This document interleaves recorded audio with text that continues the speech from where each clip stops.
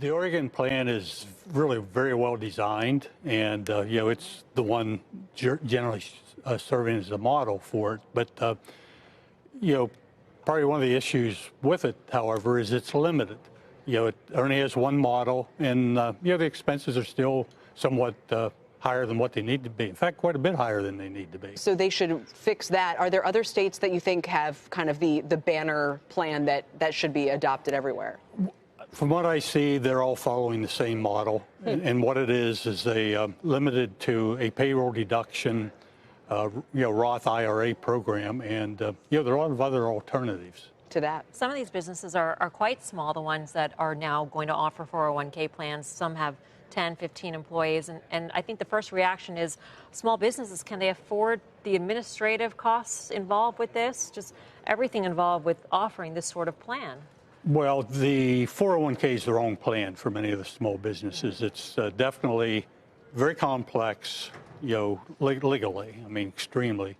And, the expenses are definitely, they're on the high side. And, there are other alternatives that make a lot more sense for that type of business. From like 15, 20 employees down, I mean, unless they're professional, it's normally going to be the wrong type of plan.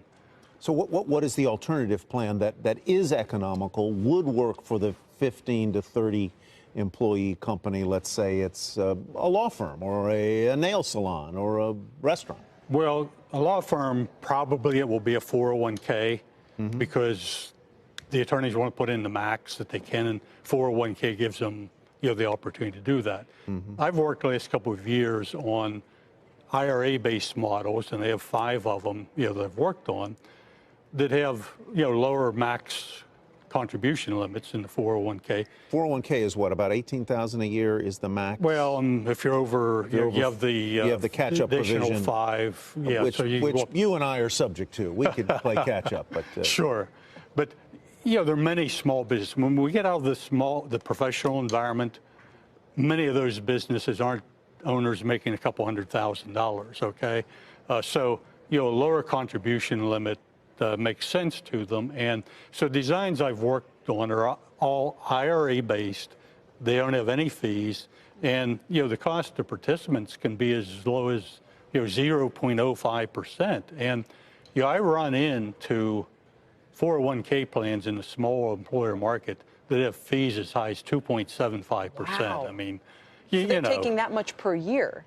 That should be against the law. I mean, are the states just getting greedy? Why would well, that's not the state. It's I'm not the talking state. now. I understand. It's the private fund manager. Right. The whole group of people who are involved. You have your financial organization. You have your what's known as TPA, your advisor. The whole group. And this is why, if you are a member of a 401k plan, it behooves you to figure out what the costs are in it. And you can then agitate within your employer to move to a lower cost provider. Well, absolutely. And as an example here, when I was working on these first 3 models, I had a little business with 8 participants contact me that had a 401k. Without getting into details, they were able to switch to Model 3, eliminate over $1,500 a year in employer fees. Cost of participants went from 2.75 to 0.15%. I mean, you're talking years of additional retirement income to participants in that. It's with no amount of humility and a high amount of reverence that I ask the Edison of the 401k the following question, and that is this. If there is a criticism of it, it has been that 401ks made it all too convenient for employers to discontinue their pension plans, their defined benefit plans, and that those defined benefit plans that covered all employees based on their salary, they would get a stipend at 65, that those plans were actually better for the employee than a 401k. When you hear that criticism, what do you feel? There isn't a fast answer to it. I started in that side. Oh, we got all day. Okay. I started in that side of the business. Yeah. And a little while ago, you mentioned ERISA, before we got on the air here. That is the #1 reason for the death of defined benefit plans. Not 401ks. And I'm not defending 401ks are far from perfect. They were never intended to be what they are, okay? But ERISA, which was intended to save the pension system. What do you mean by that? That they were never intended to become what they've become, which is $15 trillion worth of assets. It's like Amazon was never intended to become what it became in a way, right? What do you mean by that? It was a fluke politically. You know, the legislation here wasn't because some member of Congress said, hey, why don't we set up this great retirement program to help people save for retirement? It was enacted for what were known as cash-deferred, employer-funded profit-sharing plans. That was the reason for it. That legislation was passed in the fall of 1978, had a delayed effective date of January 1980.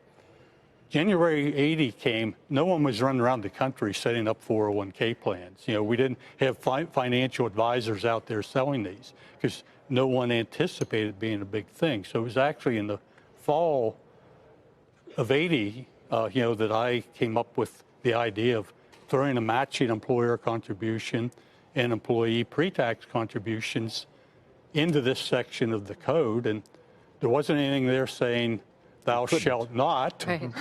So I chose to take the more aggressive interpretation, and ultimately it you know, got supported.